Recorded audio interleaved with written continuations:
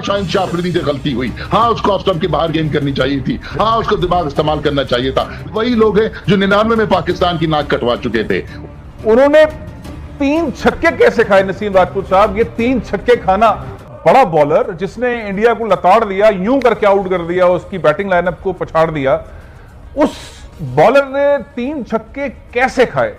शाहिन शाह अफरीदी ने 3 छक्के कैसे खाए? यहां का मसला है या कहां का मसला है? काशिफ अंसारी भाई बताएं, मसला कहां का है? उन्होंने कैसे 3 छक्के खाए? वो टीम थी, इसी तरह की स्टार स्टडीड टीम थी आपके पास। कलंक का टीका अपने ऊपर लगवा के आते हैं वहां से बांग्लादेश के गेम से, उसके बाद उस पर इन्वेस्टिगेशन होती है, पता ये चलता है और इशारे इस बात के मिलते हैं कि आपने मुल्क की इज्जत को बेचा। फिर आप क्या होता है कि आपका बोर्ड तब्दील कर दिया जाता है, जो लोग उस नतीजे पे पहुंचने वाले होते हैं उनको फारिग कर दिया जाता है। उसके बाद क्या होता है, वर्ल्ड कप में आप चारों शान, उसके फाइनल में आप चारों शाने चित गिर जाते हैं। उसके बाद जब आप वापस आते हैं तो मजीद आप कप्तानी अपनी कंटिन्यू करते हैं, मजीद हीरो बनते हैं। उसके बाद आज तक आप हमारे सरों पे सवार रहते हैं क्योंकि आपने चंद विकेट उस वर्ल्ड कप के अंदर ले ली थी।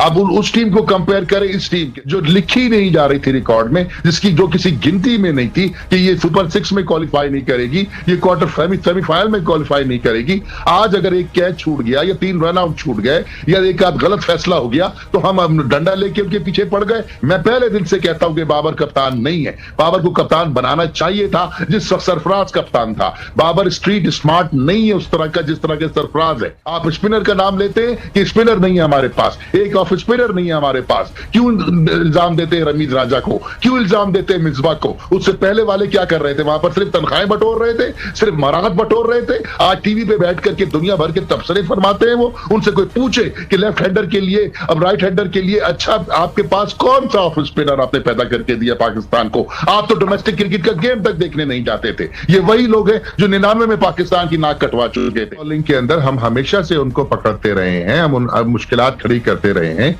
लेकिन हमारे पास 1.5 स्पिनर के साथ हम मैदान में उतरे। 1.5 स्पिनर की मौजूदगी में आप ऑस्ट्रेलिया को कैसे घेर सकते हैं?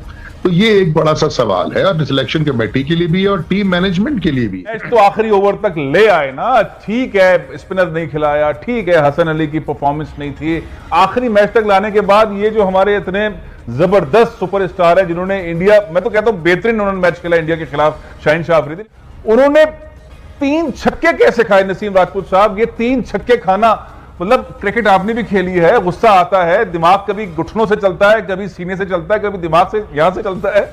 ये 3 छक्के तो नहीं खाने। ये वाकई में शाहिन शाह अफरीदी के लिए एक बहुत बड़ा सबक है।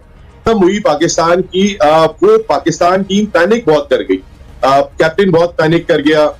बाकी खिलाड़ियों को हमने इस तरह देखा नहीं जैसे हफीज का या शुएब मलिक का रोल होना चाहिए था। उस वक्त 17वें ओवर में, 18वें ओवर में हसन अली को मार लगी थी और उसका होप थी, लेकिन जब हसन अली को मार पड़ी तो उसके बावजूद हमने देखा कि आपको याद होगा ऑस्ट्रेलिया की जब पाकिस्तान बैटिंग कर रहा था तो मिचेल स्टार्क को जब शॉट लगे थे तो वहां पे वार्नर भी आके जमा हो गए थे, हेजलवुड भी साथ खड़े हुए थे, पैट कमिंस भी साथ खड़े थे, डिसीजन मेकिंग। हमें कोई ऐसी टीम मीटिंग दिखाई नहीं, हमने कोई ऐसी टीम मीटिंग नहीं हुआ। बाबर भी कुछ देर के लिए बाहर चले गए थे ग्राउंड से, बाबर बहुत ज्यादा पैनिक कर गए थे। अब तक पाकिस्तान ग्राउंड से बाहर चले गए थे, तकरीबन 2 ओवर के करीब ग्राउंड से बाहर थे बाबर। बिल्कुल, टॉस की बहुत बड़ी वैल्यू है।